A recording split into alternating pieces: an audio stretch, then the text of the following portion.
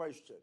Compared to some of Trump's cabinet picks, Pamela Bondi, even with a history of corporate lobbying and election denial, could be low-hanging fruit for most Republicans. I have the greatest respect for you personally, professionally. This is a great pick by President Trump. You're going to do a great job. Senate Judiciary Committee members Eric Schmitt and Josh Hawley of Missouri both used their time in Wednesday's confirmation hearing to decry perceived abuses by justice officials in the Biden administration. We all know that weaponization has occurred like we've never seen before in American history. Hawley focused on two celebrated situations.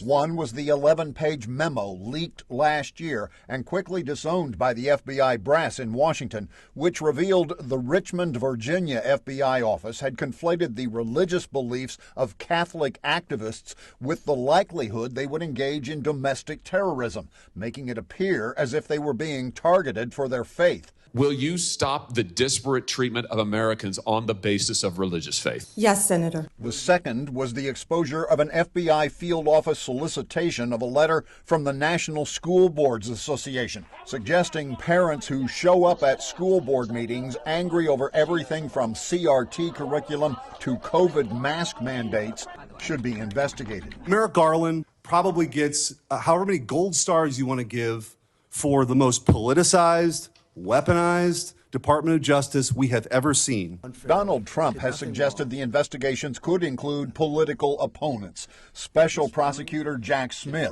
members of the January 6th committee, the Biden family, and anyone labeled as part of the deep state. Trump last summer even told Dr. Phil that revenge can be justified. Do you want Kash Patel to launch investigations into people on that list? No, I mean, he's going to do what he thinks is right. Do you think that's right? Do you think that's right, sir?